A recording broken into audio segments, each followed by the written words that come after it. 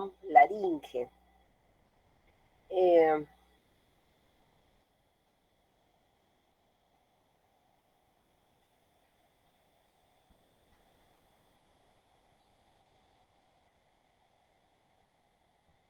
Muy bien.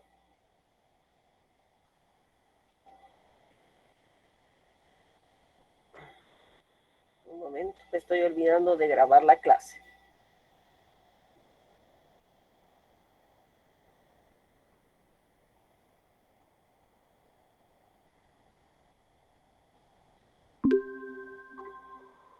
Ahora sí.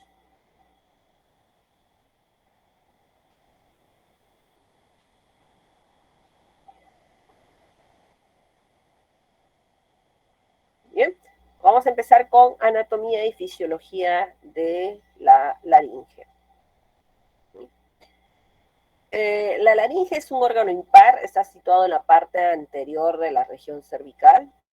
Se inicia con la membrana cricotiroidea y finaliza en el primer anillo traqueal. ¿Sí? Entonces tenemos la membrana cricotiroidea, tenemos la epiglotis, laringe y el primer anillo traqueal. Está formada por un esqueleto fibrocartilaginoso, músculos y ligamentos. Y esto tienen que tener muy en cuenta que parte de la faringe y de la laringe tiene músculos. Entonces, alteraciones musculares o de la motoneurona pueden afectar esta región y generar síntomas. En su zona media hay un estrechamiento músculo aponeurótico que es la glotis. Y su inervación está dada principalmente por el décimo par, el nervio vago. Entonces tenemos los cartílagos, ¿sí? Cartílagos tenemos el cartílago tiroideo, son los más grandes, en la parte anterior de la laringe, tiende a osificarse por la edad y su cara interna carece de pericondrio. Esto es importante cuando vamos a estadificar tumoraciones, ¿sí? Porque es más fácil la diseminación por la ausencia de pericondrio. Su borde superior es la membrana tiroidea y en el borde inferior tiene la membrana cricotiroidea. El cartílago cricoides, que es el que tiene forma de anillo de sello, se relaciona con tiroides y primer anillo traqueal. ¿Sí? Acá nosotros podemos ver el cartílago tiroideo y el cricoideo es el inferior. Y acá los podemos ver. El cartílago epiglótico es fino, elástico y flexible, está situado por detrás de las alas de C del cartílago tiroideo, tiene ligamentos glosoepiglóticos que los unen con la base de la lengua, y centrales y laterales son las valéculas. ¿Sí? Esto es el cartílago epiglótico, si ustedes lo ven en la forma de un pétalo, ¿sí? Un pétalo de una flor. Entonces, este puede tener cambios en su conformación que puede hacer que sea más fácil o más difícil ver la parte del glotis. Y después están los cartílagos aritenoides, que son de partida, par de cartílagos de forma piramidal, que son pequeñitos, son los que están encima del cartílago, ¿sí? Cricoides, ¿sí? Entonces, tiene forma de anillo.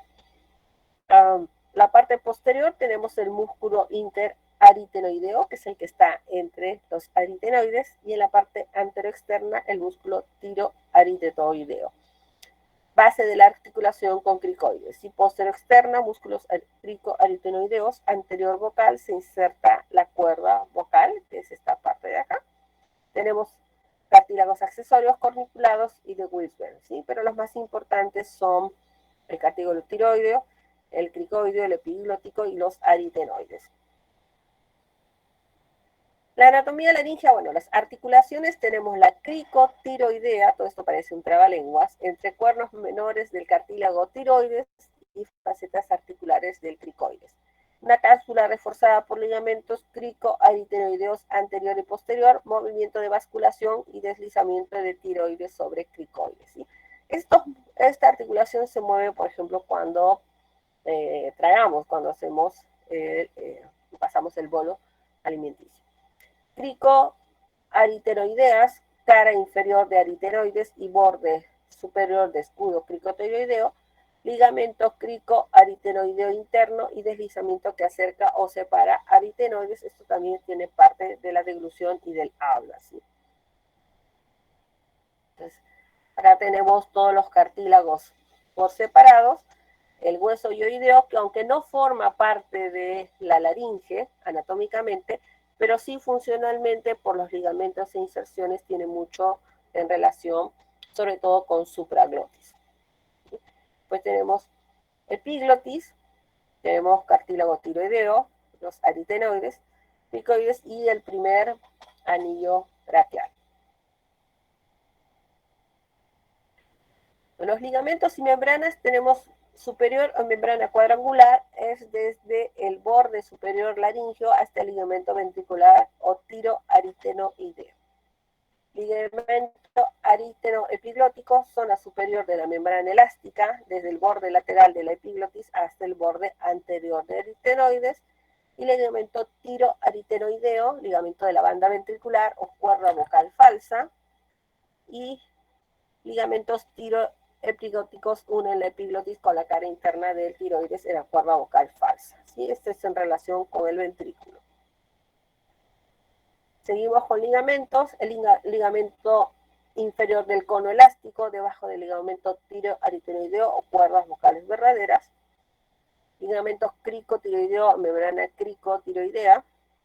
Ligamento tiroaritenoideo inferior, desde la apófisis vocal del aritenoides hasta la cara inferior de la cara interna del ángulo del cartílago tiroides. ¿Sí? Todos estos son ligamentos que unen la laringe entre sí. Entonces, esta es una imagen cortada longitudinalmente de la laringe. Tenemos la epiglotis o cartílago epiglótico, hueso hioideos, el vestíbulo de la laringe, tenemos las cuerdas vocales falsas o bandas ventriculares. Después tenemos acá cartílago tiroideo, ligamento vocal, músculo vocal, las cuerdas vocales verdaderas, y el cartílago cricoides, espacio subepiglótico y la tráquea, ¿sí?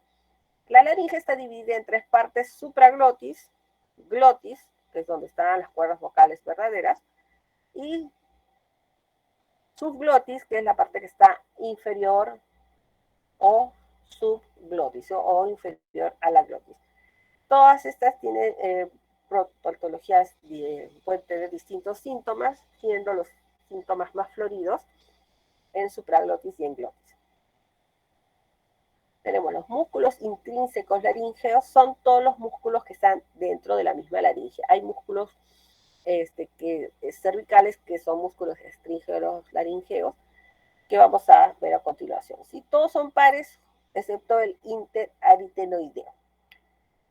El cricotiroideo es el tensor de las cuerdas vocales, y el cricoaritenoideo posterior, que es el más potente, es el único abductor de cuerdas vocales. Este es lo que hace, es abrir glotis, ¿sí? Porque es un músculo abductor.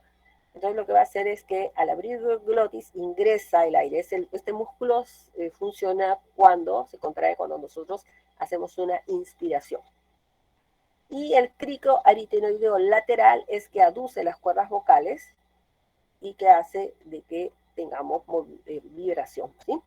El interaritenoideo, constrictor de la glotis, descenso de la glotis y cierre del orificio superior de la glotis. Este músculo, por ejemplo, funciona cuando vamos a hacer deglución, porque hace el cierre del orificio superior de glotis. Es un mecanismo de defensa para que el bolo alimenticio no se vaya hacia vías aéreas inferiores, sino que vaya hacia el esfínter esofágico superior. El tiroaritenoideo es zona esfinteriana de la laringe, tiroaritenoideo superior o superficial inconstante, el tiroaritenoideo externo, y el profundo es el músculo de la cuerda vocal. Nace del ángulo de la tiroides, insertándose en la apófisis vocal de la tiroides. Su acción sería separar el ligamento vocal de la línea media, ¿sí? Entonces tenemos, ¿sí?, que el músculo interaritenoideo, cuando se contrae, junta las cuerdas vocales, ¿sí? Y el cricoaritenoideo posterior es el que se abra las cuerdas vocales, ¿sí? Entonces, esto nos va a indicar cuando hacemos la parte de la fisiología de cuerdas vocales.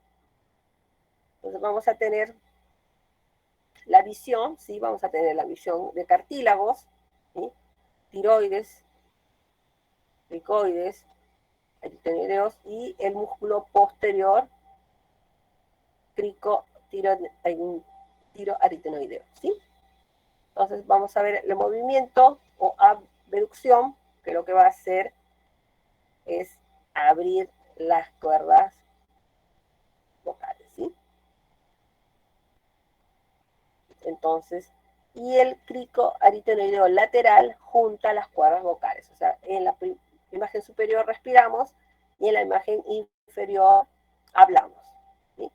Y acá tenemos una imagen de epiglotis en un corte anatómico. Todo este trabalenguas es para ver la función de cuerda vocal, porque de todas estas, la más importante, obviamente, es que se abra la glotis para que podamos hacer la inspiración, ¿sí? O sea que es más importante que funcione el músculo cricotiroaritenoideo posterior, ¿sí? Que haya una parálisis del músculo que no funcione, va a hacer que tienda a irse a la línea media y el paciente no pueda respirar bien. Puede hablar bien, pero no puede respirar bien, ¿sí? Bien, los músculos extrínsecos laríngeos son los que se relacionan a la laringe con órganos vecinos como faringe, lengua y el cuello. Tenemos elevadores de la laringe, que son en función de la deglución y la expiración, que son el digástrico, el estiloideo, genioideo, miloioideo, estilofaringeo y tiroideo. Y todos estos músculos van a funcionar cuando nosotros queramos deglutir. Y los depresores de laringe, esos ya también tienen su función en la inspiración, son los esternoioideo, homoioideo y esternoioideo. Si todos tienen distintas funciones, en realidad funciones contrarias, no es que sean antagónicos, sino que fisiológicamente los elevadores de laringe van a funcionar en la deglución y la expiración y los depresores en la inspiración. Entonces acá tenemos más imágenes y con sus interrelaciones, o cricoaritenoideo posterior. Recuerden que este es el que hace que haya abducción, ¿sí? Y acá tenemos los distintos músculos extrínsecos, ¿sí? La división entre faringolaringe y orofaringe y faringolaringe y laringe es netamente anatómica, o sea, no hay un órgano que lo divide en sí, nosotros lo dividimos de manera esquemática para su mejor estudio. Entonces, como les decía, tenemos la relación de las distintas regiones laringeas, se dividen según su ubicación en la glotis, que es la apertura de las cuerdas vocales verdaderas. ¿Sí? Tenemos supraglotis, el supraglotis vamos a encontrar la epiglotis y las cuerdas vocales falsas. ¿Sí? Acá, por ejemplo, vamos a encontrar después glotis, que son las cuerdas vocales verdaderas, y subglotis, que es donde está la parte de la glotis que se une al primer anillo traqueal. Recuerden que la laringe está en íntima relación también con la glándula tiroidea, y que la glándula tiroidea se coloca entre el primer anillo traqueal y la laringe, ¿sí? El borde inferior de la laringe. Entonces, cualquier problema que haya en tiroides puede afectar la laringe y la tráquea, sí. Entonces, supraglotis es el borde superior, o aditus o margen laringeo. Está formado por el borde superior de la epiglotis, repliegues aritenoepiglóticos y bordes superiores de cartílagos corniculares y aritenoideos. Su forma es de un embudo, limitado lateralmente por el ligamento cuadrangular o hasta las bandas ventriculares o cuerdas vocales falsas, que forman ligamentos tiroanitoideos superiores formando el vestíbulo laringeo. ¿Sí? Es un cono, en realidad, como si estuviéramos hablando de un cono al revés, ¿sí? Que la parte más estrecha es la glotis, es la entrada a la glotis. Por debajo de esto existe lo que se llama el ventrículo de Morgani, que es de difícil visión, está entre las cuerdas vocales falsas y las verdaderas. Esta parte cuando hay alguna sospecha de alguna lesión maligna acá, es de muy difícil visión en una endoscopía, ¿sí? Porque no tenemos forma de verlo fácilmente. Y el borde inferior son las cuerdas vocales verdaderas, ¿sí? Entonces tenemos en estas imágenes, ¿sí?, que podemos ver cómo se forma como un embudo, y a través de ese embudo podemos ver las cuerdas vocales verdaderas, ¿sí? Y esta es la glotis, que es el espacio comprendido entre las cuerdas vocales. Es el espacio más estrecho de la laringe. Tenemos la comisura anterior, ¿sí?, que es la región donde se unen los ligamentos de cuerdas vocales. Aquí no hay pericondrio que recubra cartílago tiroides, ¿sí?, que es esta parte de acá. Si ustedes ven, en una parte está formando las cuerdas vocales una B, esa es la parte cuando hay abducción y estamos inspirando, y cuando están juntas las cuerdas vocales es cuando estamos inspirando o estamos hablando, ¿sí? Y esa es la comisura posterior, esta cartilaginosa formada por los músculos aritoideos, ¿sí?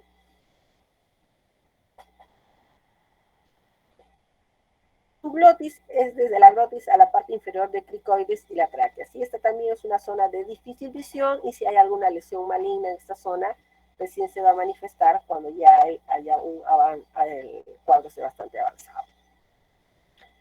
La irrigación laringea, tenemos la arteria laringea superior, que es la rama de la arteria tiroidea.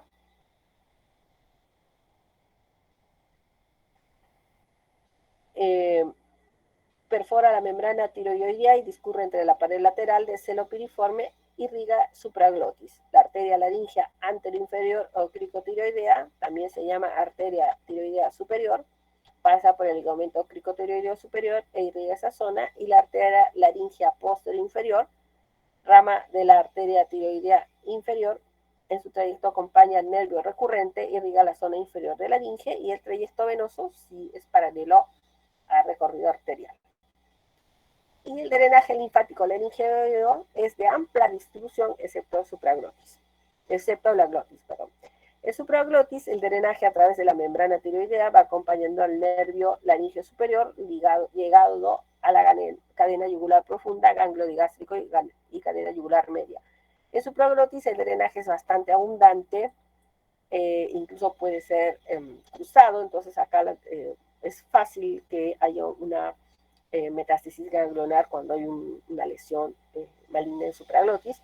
Y ya también en subglotis pasa por la membrana cricotiroidea a ganglios pretraqueales. Entonces tenemos laringe, tenemos la inervación, el nervio laringeo superior, que es rama del décimo par, acompaña la arteria carótida interna por su cara interna hasta llegar al digástrico y se divide en dos nervios, ¿sí? Tenemos el nervio laringeo interno, que es el sensorial, forma el pedículo laringeo superior, se distribuye en supraglotis y senos piriformes. Este es da la sensibilidad, y el nervio laringeo externo, músculo cricotiroideo y zona subglótica.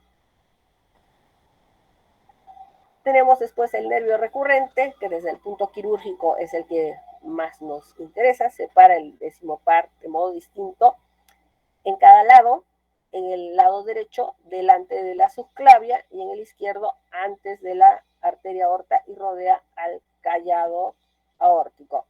Entonces el nervio recurrente izquierdo tiene un trayecto mucho más largo que el lado derecho, y cualquier lesión mediastinal puede afectarlo, generando parálisis del nervio laringeo de la cuerda vocal izquierda, ¿sí? Al ingresar a la laringe por detrás de articulación cricotiroidea, da sensibilidad a subglotis, motilidad a todos los músculos intrínsecos de la laringe, excepto el cricotiroideo. Y ya tiene una anastomosis con el laringeo superior con el asa de Galeno, ¿sí? Entonces, esto es importante porque ¿qué pasa si hay alguna lesión? Recordemos que tiroides, la glándula tiroides, está encima de la tráquea y por debajo de la laringe, y a sus costados están los nervios laringeos. Entonces, cuando hay alguna cirugía de tiroides, alguna resección de algún lóbulo o una tiroidectomía total en una lesión oncológica, en un tumor, puede haber lesión de los nervios recurrentes, ¿sí? Puede ser por tracción o puede ser que sea un corte, ¿sí? Por justamente en una lesión oncológica es más difícil ver los reparos anatómicos. Tenemos la fisiología laringea, tenemos las funciones más importantes, es la deglución. Participan varios pares craneales, tenemos el trigémino, el facial, el glosofaringeo, vago, espinal, hipogloso, segmentos espinales C1, C3, junto a la corteza cerebral y el tronco cerebral. Centro de deglución en el bulbo, coordinación, sensibilidad y motora.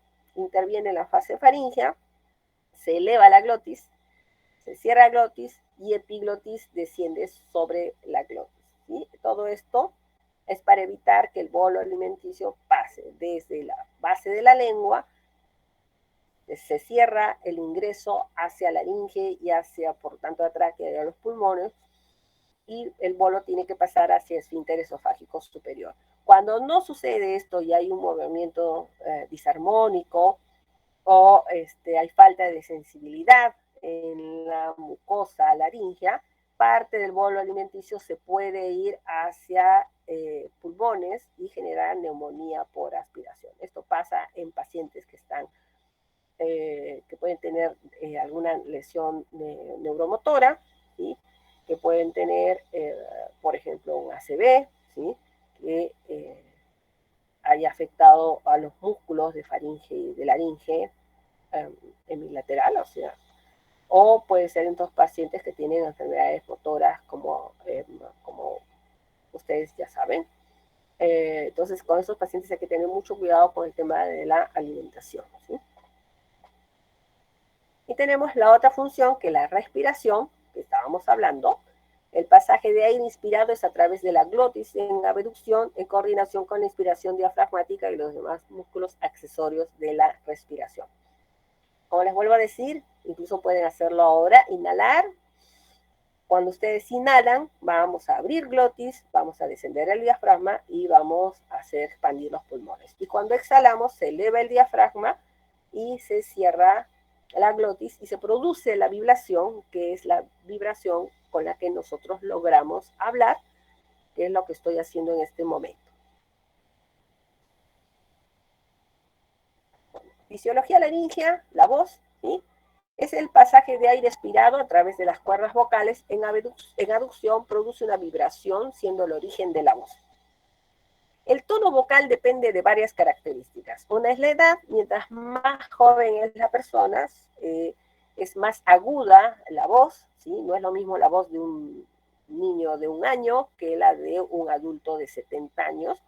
Esta diferencia se nota mucho más en el sexo masculino, porque la diferencia por el cambio que hay en la pubertad en la laringe, ¿sí? La capacidad respiratoria, mientras una persona tiene una mayor capacidad, va a tener un tono de voz más profundo, voz hablada y voz cantada, el estado de la mucosa laringea y tejido fibroso laxo, la acción de los músculos extrínsecos e intrínsecos y el ciclo de la voz. La voz va cambiando a medida que va pasando el tiempo. Ahora, hay personas que tienen la voz entrenada para cuidar su voz, como son se les llama profesionales de la voz, como son los cantantes. Ustedes saben, si han seguido algún cantante, algunos por no cuidar sus cuerdas vocales han terminado con problemas de voz y han tenido que suspender, no poder cantar durante un buen tiempo, o directamente ya no recuperar la voz como la tenían antes de la lesión, ¿sí? O, por ejemplo, los locutores, ¿sí? También son personas que tienen que tener entrenada la voz para poder ejercer su trabajo, y los docentes también tienen que cuidar su voz porque trabajan con la voz constantemente.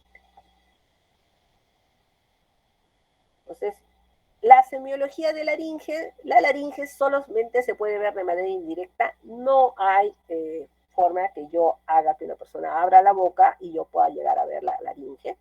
La única manera de ver laringe es a través de 3 exámenes. Uno es la laringoscopía indirecta con el espejo de García. Este aparato, este equipo de ayuda anatómica, lo creó un tenor que quería ver sus cuerdas vocales. ¿Sí? Y la endoscopía laringea o rígida o la nasofibroscopía con endoscopio flexible. Podemos ver la ecografía, tomografía o resonancia magnética nuclear. Estas son para ver lesiones en cuerdas vocales, lesiones de tipo anatómico. o la estroboscopía, que es para el estudio de la voz y sus alteraciones. Esto se ve, lo utilizan más personas profesionales de la voz, ¿sí? Porque a veces uno puede encontrar todos los demás exámenes normales, pero la persona tiene un cambio en su voz o una disfonía, y se requiere un estudio más preciso, que es la estroboscopía. Entonces, este es el espejito de García, que uno utiliza un equipo que se llama fotóforo o una frontoluz, y a través del espejito, de manera indirecta, haciendo que la persona abra la boca, se tracciona de la lengua, y con este espejito, que se parece a los espejitos que utilizan los odontólogos, se ven las cuerdas vocales. Ahora, no todos los, no en todas las personas se puede utilizar este procedimiento, ¿sí? ¿Por qué? Porque hay personas que tienen poca apertura bucal, ¿sí? Tienen alguna alteración que no puede hacer que abran bien la boca. Personas que tienen la lengua grande, ¿sí? Malapati, por ejemplo, o personas que tienen reflejo nauseoso muy exacerbado. Es difícil que colaboren en este examen. Bueno, en niños pequeños también, ¿sí? Es bastante complicado. El otro examen es la laringoscopía rígida, que es este examen. Ambos son previo al COVID, porque ahora todo lo hacemos con un alto nivel de protección. Que ya también se ve a través de un endoscopio rígido las cuerdas vocales.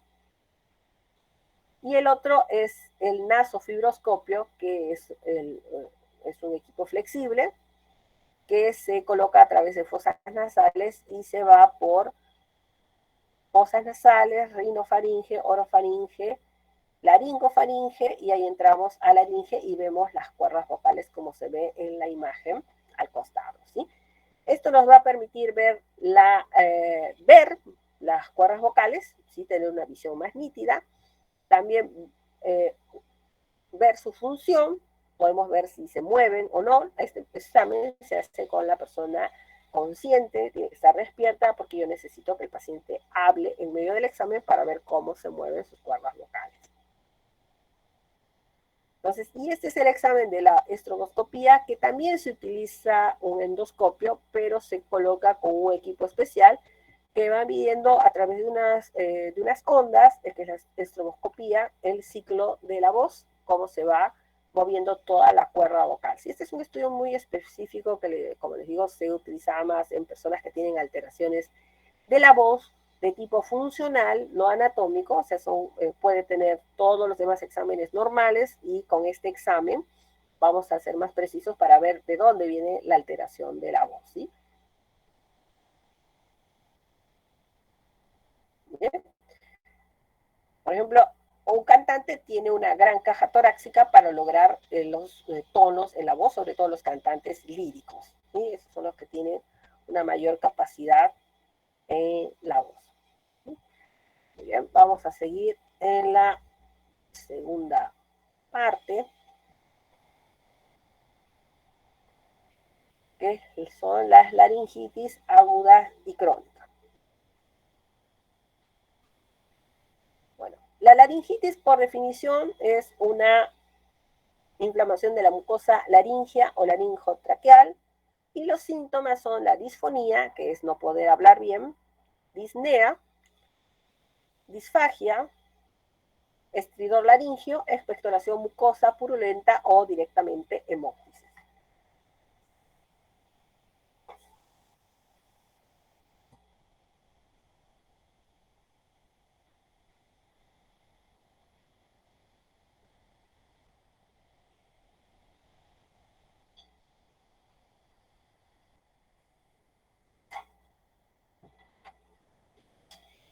Este último síntoma es quizás el que más asusta a nuestros pacientes, junto con la disfonía, que es la alteración de la voz.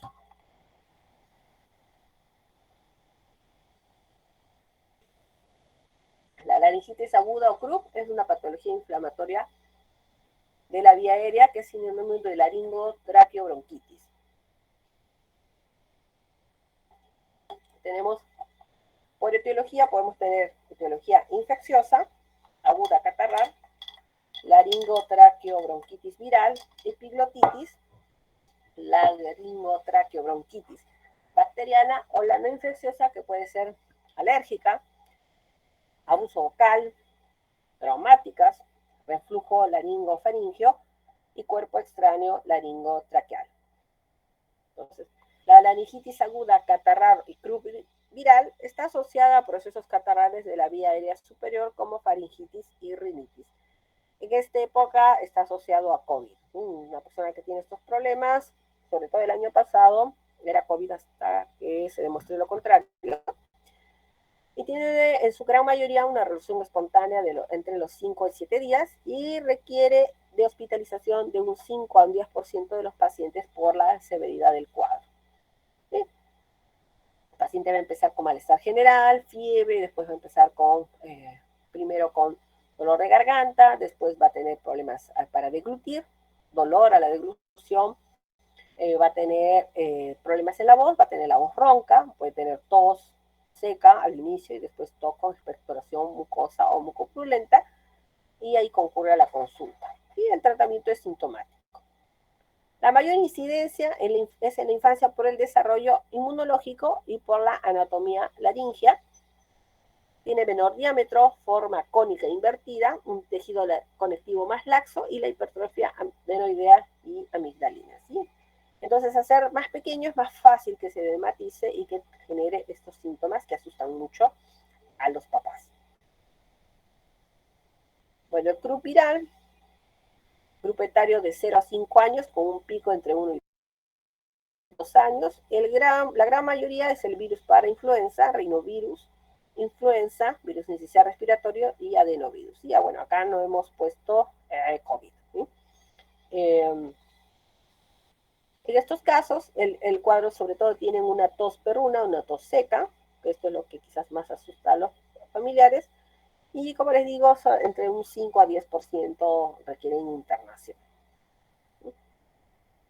Croup viral, signos y síntomas, clínica propia de un cuadro nasal u orofaringio, disfonía, tos seca irritativa, disnea, estridor bifásico, tiraje, fiebre, astenia, sibilancias y estertores, ¿no? Entonces el pacientito va a venir así, con la boquita abierta, tosiendo, en mal estado general, un regular estado y con fiebre. Entonces lo que hay que hacer en estos casos, sobre todo si sospechamos que es un cuadro viral, vamos a hacer sintomáticos, vamos a dar tratamiento para el dolor, para la fiebre, salvo que nosotros sospechemos que sea algo bacteriano y recién se dan antibióticos. ¿Sí?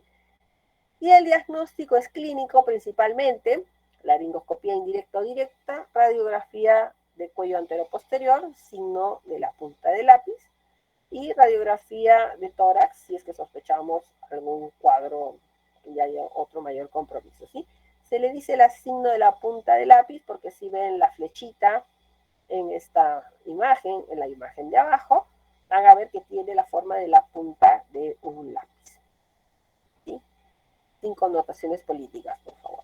El tratamiento del croup viral, croup leve, dexametasona, 0.0 miligramos kilo, ambulatorio, croup moderado, nebulizaciones, dexametasona, observación, según evolución ambulatorio ingreso, y croup grave ya requiere admisión en UCI. Y esto no se ha modificado por COVID. Y el tratamiento de la laringitis aguda catarral es, como les decía, sintomático, descongestivos nasales, analgésicos y aerosol terapia. ¿Sí? En estos casos siempre se observa según la evolución del pacientito. La epiglotitis es un proceso inflamatorio de supraglotis, afecta tanto epiglotis como aritenoides y repliegues aritenoepiglóticos, tiene una rápida evolución de 4 o 5 horas, es por acumulación de secreciones faringeas que lo que hacen es crear un caldo de cultivo y se genera una infección. Signos de insuficiencia respiratoria aguda y progresiva. Entonces ustedes van a ver que el paciente viene y tiene una sensación de disnea bastante importante y un estridor laríngeo. El grupo etario es de 2 a 6 años. La etiología mayormente es Haemophilus influenza. Después sigue estafilococo, estreptococo, grupo hemolítico grupo A, como ustedes ven. bacteriano, síntomas, signos y síntomas, fiebre alta, taquicardia, taquipnea, estilo inspiratorio, tiraje, odinofagia, disfagia, cialorrea, posición en trípode. Los pacientes que sienten falta de aire o ahogo van a tener la posición de trípode, ¿sí? Que se sientan y ponen el tórax hacia adelante y se apoyan en ambas manos. Y tienen una voz muy especial que es la voz de papa caliente, ¿sí? Porque la epiglotis está inflamada.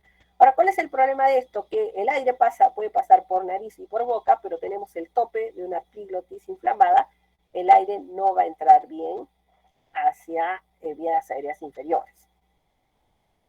Entonces, acá podemos ver una imagen de una laringe normal y una laringe con epiglotitis. El diagnóstico es clínico, radiografía de cuello lateral, laboratorio de leucocitosis con neutrofilia. ¿Sí? Vamos a ver esto.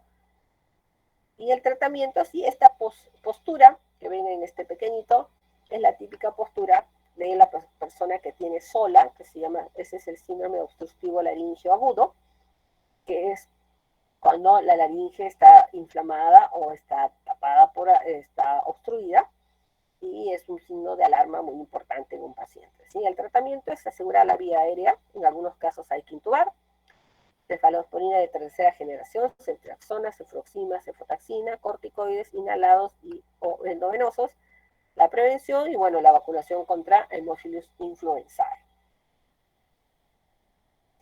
Vemos también el crup bacteriano sobre infección bacteriana de una laringitis viral.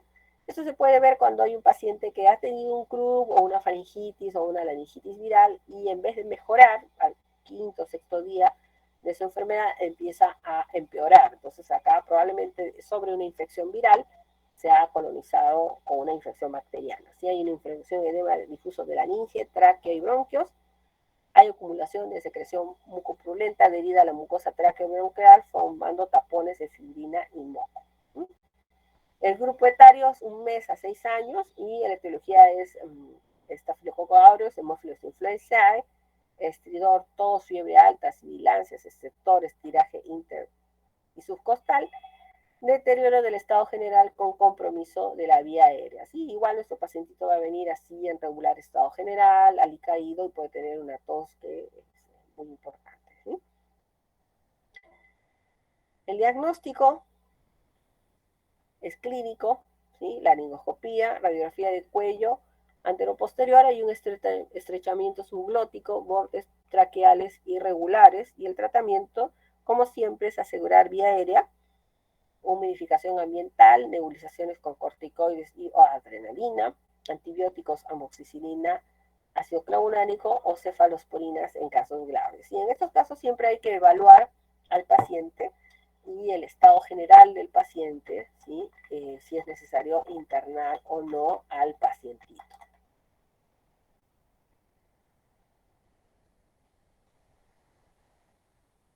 Las laringitis no infecciosas o alérgicas. ¿Sí? Este es por exposición a agente alergénico, ya sea por inhalación, polen, polvo o por ingesta, que la más común es frutos secos o picadura de abeja. Puede ser desde una laringitis leve a un edema con espasmo de glotis con shock anafiláctico. ¿Sí? Puede ser el tratamiento, es la evitación del alergeno, antihistamínicos, humidificación, corticoides vía oral o endovenoso, esto depende del grado del compromiso, epinefrina, intubación o UCI. ¿Sí? Ustedes ven, desde algo tan simple como la evitación, vamos hasta UCI. Hay pacientes que a pesar que saben que son alérgicos a alguna sustancia, igual la consumen. ¿Sí? Uno de los casos que se conoció en un congreso era de una señora que era alérgica a los frutos secos, ¿sí? A todo lo que era maní, nueces, almendras, pecanas, todas estas cosas.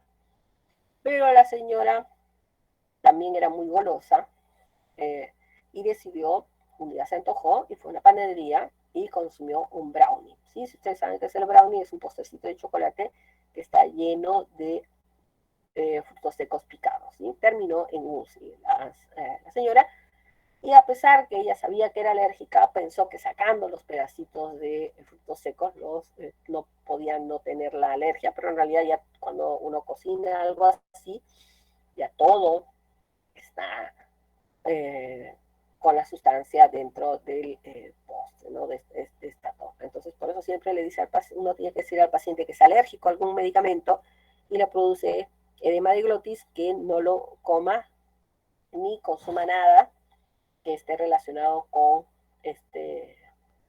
estas comidas, ¿sí? Y muy bien, vamos a seguir las laringitis no infecciosas. Una es el abuso vocal. Esto es causado por gritar o por exceso de uso de voz, puede ser agudo o crónico. Y estos pacientes, por ejemplo, puede ser después de haber ido a un concierto, un partido de fútbol, o gritar por alguna razón, ¿sí? Y tienen un cuadro que amanecen sin voz, y estuvieron todo el eh, yendo a un concierto, digamos, estuvieron cantando a lo loco con su cantante favorito y al día siguiente amanecen sin voz o casi sin voz, se van corriendo a la consulta. Es un cuadro inflamatorio. Y el tratamiento es reposo vocal, humidificación, analgésicos, corticoides y en algunos casos es cirugía, pero esto es en los casos crónicos, que hay personas como los locutores o los cantantes que utilizan mal las cuerdas vocales, hacen un abuso de la voz, porque ellos tienen que prepararse antes de cantar o hablar y terminan teniendo problemas en la voz como los nódulos. Y los nódulos se forman en las cuerdas vocales y necesitan después cirugía por tratamiento. Después las laringitis no infecciosas, que son traumáticas, esas son lesiones por intento de estrangulación, signo de deslazo en accidentes de tránsito. Se produce desde edema de la mucosa laringea, inflamación del tejido conectivo muscular, por hematomas hasta la lesión de la arquitectura cartilaginosa. ¿Sí? El tratamiento es reposo vocal, analgésicos, antibióticos y reparación o drenaje quirúrgico. ¿Sí?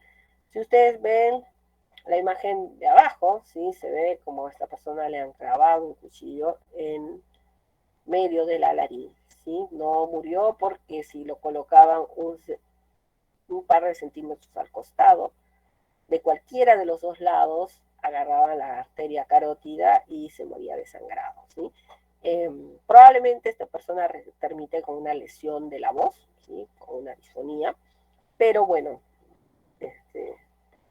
no era su hora, como digamos. Tenemos otra laringitis no infecciosa, que es el reflujo laringofaringeo. Esta es una lesión producida por el reflujo del contenido gástrico que pasa por esófago hasta laringe o faringe. Esto lo debatimos mucho con los gastroenterólogos porque a veces el paciente viene por el dolor que tiene en garganta y en laringe y no tiene muchos síntomas gástricos. ¿Por qué? Porque el ácido, en vez de quedarse en el estómago y producir la pirosis o la epigastralgia, más producen problemas en esófago cervical, ¿sí? Y los síntomas y signos son disfonía, repetición, disnea, que es lo que se llama incluso asma bronquial, porque el ácido llega hasta glotis y genera un espasmo un espasmo bronquial, ¿sí? Y empeora el asma. Audinofagia, ¿sí? Tenemos tos seca, carraspeo y antecedente de reflujo gastroesofágico o gastritis. Muchas veces vienen a nosotros muy polimedicados, han tomado antibióticos, analgésicos, a repetición, y muchas veces eso empeora el cuadro, porque ustedes saben que todos los AINES empeoran la gastritis, entonces el ciclo no se termina más, ¿sí? Y el diagnóstico acá es la sospecha clínica, la endoscopía laringea o gástrica, la pHmetría y el tratamiento es inhibidores de las bombadas de protones y, bueno, un estilo de vida más saludable. Estas personas tienen que alimentarse mejor y cuidarse. ¿Sí? Muchas veces el paciente no nos cree que tiene un problema de ese tipo, porque a veces hay que vienen con múltiples exámenes de cultivo porque piensan que tienen faringitis bacterianas a repetición y en realidad es esta la lesión que tienen de base. Y bueno, tenemos el otro, que son los cuerpos extraños, que no voy a extenderme mucho porque ustedes en sus seminarios han tenido que hablar, ¿sí? Y bueno, tenemos el que yo les hablaba, el síndrome obstructivo laríngeo agudo o SOLA, ¿sí? Es un conjunto de signos y síntomas provocados por la insuficiente pasaje de aire por la laringe, ¿sí? Los síntomas son la disnea inspiratoria, ridaje, estidor, descenso inspiratorio de la laringe, aleteo nasal, tos grupal, excitación psicomotriz, éxtasis venosos, cianosis, postura típica del paciente con el torso hacia adelante o la postura de trípode. ¿Sí? Como esta persona. Ahora, las causas de esta enfermedad pueden ser varias. Una es la congénita, la alergia, inflamación o infección. Por ejemplo, esas personas que han consumido algo a lo cual no deberían porque tienen alergia, empiezan así. Cuerpos extraños, tumores, hay una sobreinfección de un tumor, entonces si ya de por sí la glotis estaba estrechada, o esto se va a estrechar más, parálisis de las cuerdas vocales, traumatismos, estenosis subglótica o supraglótica. El estudio es una laringoscopía, una radiografía lateral del cuello, tomografía o resonancia. Y el tratamiento es según la etiología. Puede ser necesaria la intubación o la traqueostomía. ¿Sí? ¿Cómo uno puede saber? Bueno, si un paciente que tiene SOLA tiene antecedentes de tabaquismo, lo más probable es que sea algo maligno. ¿Sí? Depende mucho del cuadro y depende de la intensidad del síndrome, si es necesario hacer una intubación, ¿sí? O la traqueostomía de urgencia. La laringitis crónica es la inflamación de la mucosa laringea de más de un mes de evolución. Distintas causas en un grupo etario. Los síntomas pueden ser desde disfonía, sensación de cuerpo extraño, carraspeo, tos que puede ser seca o con expectoración. Tenemos la laringitis catarral crónica, que es inflamación que asiente las cuerdas vocales, las cuales se observan enrojecidas, sin brillo y a veces con estrías. Tenemos la corditis paquidérmica difusa simple, son cuerdas engrosadas y cilíndricas. Corditis paquidérmica verrucosa, cuerdas vocales con granulaciones redondeadas congestivas. Corditis hipertrófica posterior, en lesión en cuerda vocal es en una posterior, en la otra es anterior encajando con el cierre en la glotis. Corditis paquidérmica intraarterioidea, engrosamiento de comisura posterior. Y corditis paquidérmica blanca o leucoplástica se asocia al tabaco. ¿Sí? Todas estas lesiones son, por ejemplo, personas que fuman. Bueno, acá en el Perú no tenemos tanta incidencia de tabaquismo, pero si tenemos un paciente tabaquista y que tiene disfonía, puede ser que tenga esta lesión o no. Personas que trabajan en contacto con polvo constantemente, ¿sí? Puede ser que también tengan este tipo de lesiones, o personas que están con muchos años con reflujo gastroesofágico y que no se han tratado de manera adecuada, ya se empiezan a producir estas lesiones crónicas en cuerdas vocales.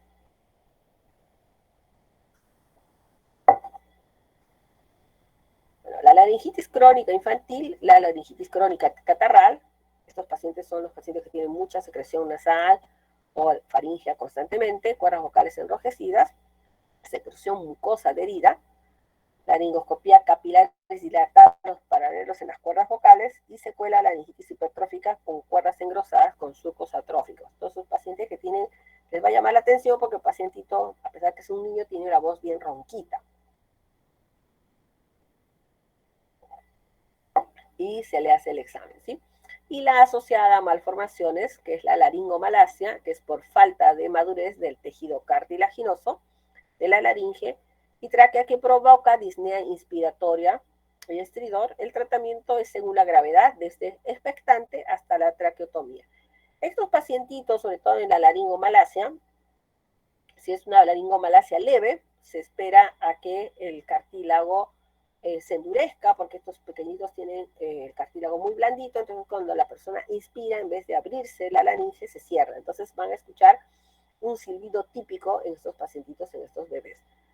Ahora, en otros casos, ya también se cierra completamente, entonces el pacientito, esto ya lo ven en neo, no respira bien, se pone cianótico y probablemente haya que hacerle una traqueostomía. ¿Sí? Y después tenemos las laringitis crónicas específicas, tenemos desde la tuberculosis, que en el Perú es mucho más común de lo que se piensa, sífilis, lepra, leishmaniasis, leptospiroma y micosis profunda. Ahora, en todos estos casos pueden semejar mucho a una lesión cancerígena, sobre todo en los adultos mayores, y la única forma de saber qué tipo, si es una lesión oncológica o una crónica específica, es a través de la biopsia. Ahora, si yo sospecho TBC, ¿qué examen le tengo que hacer a mi paciente antes de hacerle la biopsia? A ver si están despiertos.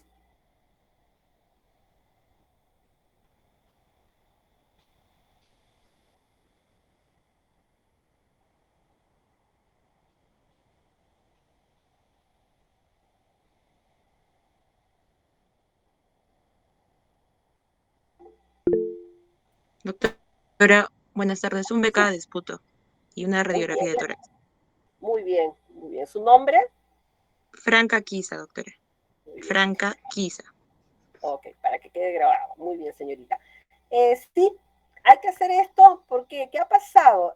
Bueno, en tercer mundo, casi siempre pedimos, antes de hacer una cirugía de laringe, BK y esputo. ¿Por qué? Porque un paciente de este tipo, si yo sobre todo antes de COVID, lo llevo a una sala de operaciones, cuando están en esta etapa son altamente contagiosos, ¿sí? Eh, porque están diseminando la bacteria por todos lados, y lo que ha sucedido es que el personal de salud se ha contagiado y ha terminado con TBC por operar una tuberculosis pensando que era una lesión, un cáncer, ¿sí? Eh, entonces, normalmente en el tercer mundo siempre pedimos esto, pero en el primer mundo no, y ha habido estos contagios en el primer mundo, ¿sí? Muy bien. Después tenemos otro tipo de lesiones que son las papilomatosis laringea, que está causado por HPV tipo 6 y tipo 11, es transmisión en el canal del parto y el inicio es en la infancia. A veces tiene muy lenta evolución y años, cuando ya el paciente tiene más de 40 años empieza a tener síntomas, o a veces es de la niñez. ¿Sí? Entonces nos llama la atención la voz del pequeño, que tiene una voz bastante ronquita para su edad, y los síntomas son la disfonía crónica, tos seca, obstrucción de la vía aérea superior y el estridor. Y la evolución es variable desde remisión espontánea hasta múltiples recurrencias, y el tratamiento es extracción quirúrgica con láser CO2. En estos casos también la única forma de saber si es una lesión maligna, un carcinoma epidermoide o una papilomatosis, es a través de anatomía patológica. Cuando hay una lesión de este tipo, junto con la tuberculosis o las otras específicas o el cáncer, a veces es difícil de diferenciar, sobre todo si el paciente es un adulto mayor. Y muy bien, no nos olvidemos una de las voces gruesas más conocidas de nuestra biología. ¿Bien? Y para terminar, vamos a,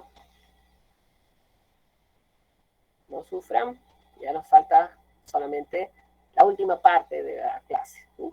Que son las parálisis de las cuerdas vocales. Es la falta de motilidad de las cuerdas vocales, que puede tener múltiples causas. Puede ser unilateral, bilateral, única o combinada, por lesión del nervio laringeo superior, por lesión del nervio recurrente, y los síntomas son disfonía, disnea, carraspeo y disfagia. Tenemos la fisiopatología. Según el nervio afectado, la cuerda vocal adoptará su ubicación respecto a la glotis. Según la posición respecto a la línea media de la cuerda vocal, será predominantemente un síntoma. Posición medial, predomina la disnea, sobre todo cuando contrae el catarro de vías aéreas superiores, ¿sí? O sea, cuando se queda en línea media, así que es la segunda imagen. Ya también cuando se queda en posición paramediana, puede predominar la disfonía o la disnea, pero si es lateral, va a predominar la disfonía, pero el paciente va a respirar bien, ¿sí? En estos casos, cuando hay parálisis de cuerda vocal, o respira bien o habla bien, las dos cosas no, ¿sí? Entonces, en la parálisis de cuerdas vocales tenemos parálisis del nervio laringio superior, cuerda vocal con borde ondulante, comisura anterior desplazada hacia el lado afectado por parálisis del crico tiroideo, voz bitonal, se afectan los tonos agudos, fatiga vocal, monotonía y al inicio hay aspiración, ¿sí? Este paciente, el peligro que tiene es que puede tener neumonía por aspiración. Y ya también cuando hay parálisis del nervio recurrente, cuerda vocal en posición paramediana, aritenoide se adelanta con respecto a la cuerda vocal sana y hay disfonía o diplofonía. Entonces tenemos cuerda móvil, cuerda paralizada, cuerda móvil y cuerda paralizada. ¿Sí? Entonces, ¿cómo yo sé que hay una parálisis vocal? Primero por los síntomas del paciente y por los exámenes que voy a indicar. Así podemos tener la cuerda vocal paralizada en abducción. ¿Sí? La cuerda vocal queda hacia afuera y muchas veces la otra cuerda vocal trata de alcanzarla en lo que se llama compensación. Y la etiología de la parálisis de cuerda vocal puede ser inflamatoria, puede ser desde la tuberculosis, tiroiditis subaguda, meningitis, gripe, difteria, fiebre tifoidea, también puede ser viral, traumáticas, quirúrgicas, cirugía de glándula tiroidea, cirugía de carótida, de columna cervical, disección radical de cuello, no quirúrgicas, lesión por accidente automovilístico, el síndrome del latigazo, ¿sí? De lado que va a costar, que va el cinturón de seguridad, fractura de cráneo, herida penetrante en el cuello o intubación orotraqueal. ¿Sí? Y las otras son cerebrales o cardiovasculares, ACV, epilepsia, isquemia del tronco cerebral, patología aórtica, aneurisma, otros, cardiomegalia, oncológicas, cáncer de pulmón, cáncer de esófago, cáncer de tiroides, tumores nasofaringeos y tumores mediastinales. Este último, sobre todo en el nervio recurrente izquierdo. ¿Sí? Recuerden mucho esto porque un paciente puede tener como único síntoma la parálisis de cuerda vocal izquierda y en realidad puede tener una lesión oncológica en mediastino o en el tórax izquierdo. Entonces tenemos una lesión, por ejemplo, tuberculosis o cáncer, tenemos inflamatorias, y acá podemos ver la cuerda vocal totalmente hemorrágica, si incluso este paciente probablemente haya tenido hemóptisis y como justamente en el esfuerzo vocal puede tener parálisis de la cuerda vocal temporalmente, ¿sí? Traumática por algún golpe o por alguna lesión tumoral, ¿sí? Como esta tumoración supraclavicular. Entonces vamos a ver que la cuerda vocal, una se mueve y la otra no se mueve. Y bueno, estos son todos los síndromes asociados que podemos llegar a tener. ¿Sí? Cualquiera de estos síndromes de Abelis, ¿sí? Síndrome de Smith, de Tapia, de Coles-Verdes, tenemos de Coles-Cigar, de Villadet, tenemos varios síndromes que pueden asociarse a esta lesión. Y el diagnóstico, el más adecuado, ¿sí? Es la laringoscopía, ya sea indirecta o ya sea por nasofibroscopía, para poder ver las cuerdas vocales, tanto su forma, su indemnidad o no anatómica y su motilidad. ¿Sí? Los estudios por imágenes, más que nada, es si yo sospecho un cuadro oncológico o de causa cardiovascular, voy a pedir una ecografía de Doppler, una radiografía de tórax, tomografía de cuello y o tórax, resonancia de cuello, y el laboratorio si tengo sospecha de TBC, fiebre tifoidea, patología tiroidea o meningitis. ¿Sí? ¿Por qué? Porque yo puedo tener una tiroiditis que me la a través de una ecografía, por ejemplo, y tengo que ver la función tiroidea también. Entonces tenemos acá una parálisis de cuerda vocal y tenemos un derrame, acá tenemos una lesión del intestino, ¿sí? no sabemos qué puede ser esto. ¿Sí? Y tenemos acá masa tiroidea de límites difusos, infiltrando musculatura pretiroidea. ¿Sí? Yo he tenido los 3 casos de pacientes que han empezado con una disfonía y han terminado lamentablemente con cáncer de pulmón o tenían cáncer tiroideo o simplemente tenían una tiroiditis, una laringitis bastante intensa con parálisis temporal de la cuerda vocal. Y la evolución y el pronóstico, si es causado por un cuadro inflamatorio, tiene buena evolución y pronóstico. Si es por elongación en cirugía o por hipertrofia de órganos vecinos, tendrá buena evolución. Si hubo sección del nervio, la evolución dependerá de la ubicación en glotis. Y el tratamiento es fonoaudiología o rehabilitación de la voz durante 3 meses a 1 año según etiología, ¿sí? Le van enseñando al paciente a compensar la parálisis de ese nervio para que pueda volver a tener una voz, una deglución y una respiración normal. Recordemos las 3 funciones de la laringe. ¿Sí? El paciente muchas veces se preocupa más porque no habla bien que por los problemas que tiene de disfagia. En realidad, a nosotros los médicos nos tiene que preocupar más el problema de la disfagia, porque si el paciente tiene riesgo de aspiración, puede tener neumonía por aspiración y eso es mucho más peligroso para el paciente. Bien. Tratamiento quirúrgico, muchas veces lo que se hace es que la cuerda vocal logre un cierre adecuado para la fonación sin comprometer la vía aérea. Tenemos la tiroplastía de medialización, ¿sí? Son cirugías en las cuales se trata de medializar la cuerda vocal.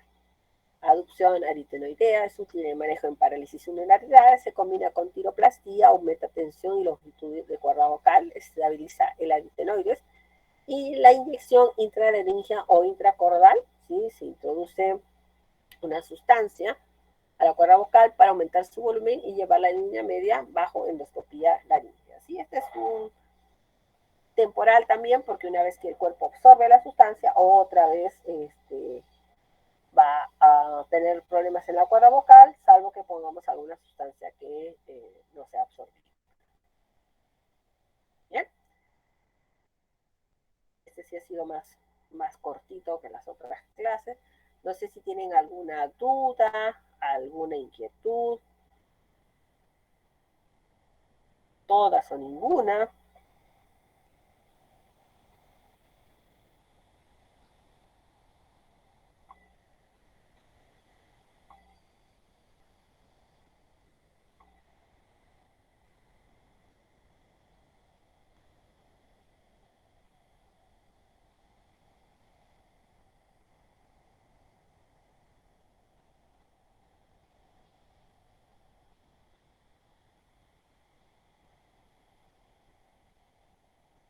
Hola, ¿hay alguien que esté vivo por ahí? Muy bien.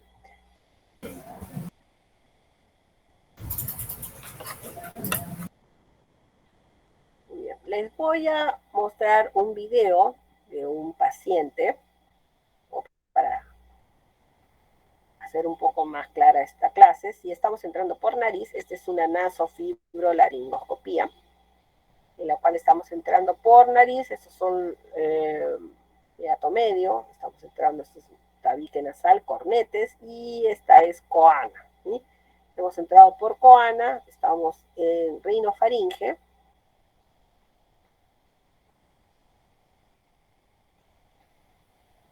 Este video no está editado, así que van a haber partes en las cuales cuando el paciente no colabora, el examen se llena de secreciones y es bien difícil de continuar. Así que eso es lo que pasó al inicio de este examen. Vamos a...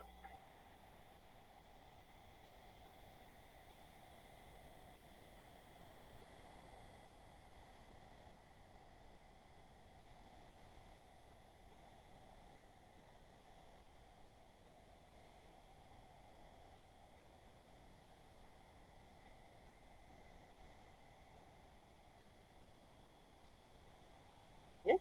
Estamos entrando a... Muy bien.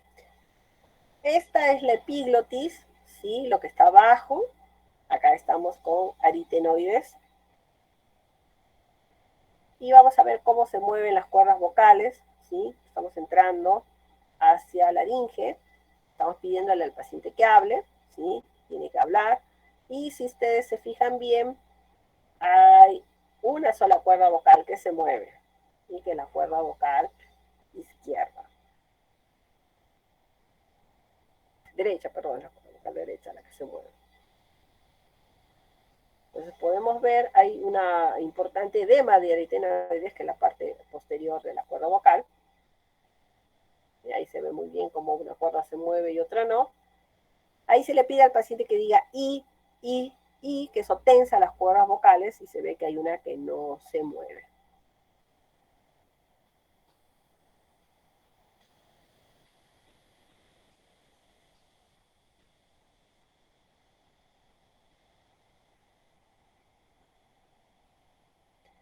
Esta paciente, una paciente extranjera, que lo que tenía había sido operada de tiroides, y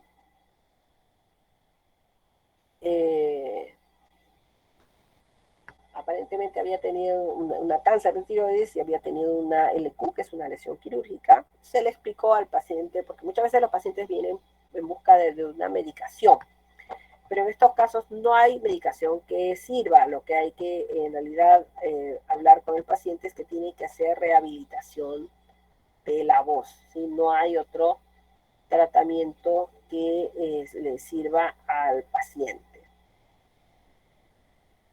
Sí, entonces en estos casos siempre hay que estudiar a nuestro paciente.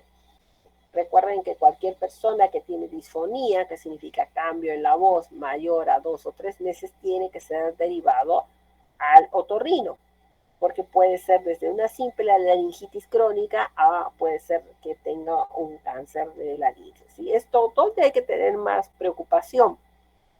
En los niños pequeños, porque un niño no tendría por qué tener cambios en la voz, ¿sí? A menos que entre en la pubertad.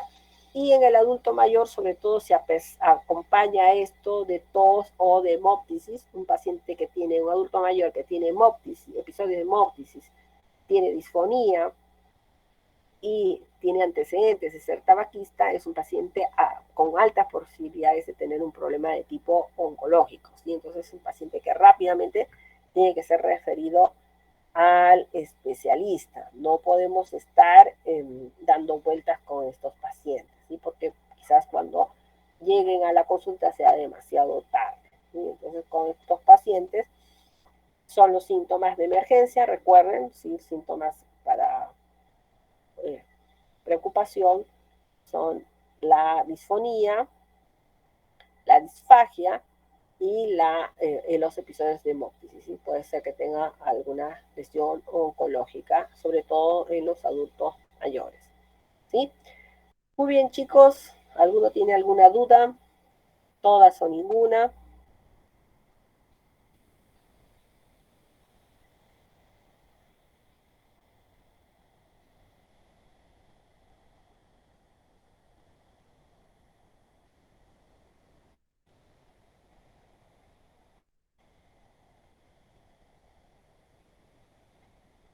Muy bien, si es así, espero que no usen mi voz para dormir en las noches.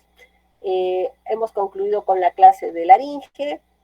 Después van a tener la siguiente semana la siguiente clase de laringe. Después van a tener, si no me equivoco, emergencias en otorrino y después otorrino pediátrico. ¿Sí? Si no me equivoco, son las clases que faltan. Muy bien, chicos. Yo los voy dejando. Buenas tardes. Hasta Muchas luego, gracias, doctora. doctora. Hasta luego. Doctora. Buenas tardes, querida. Hasta luego.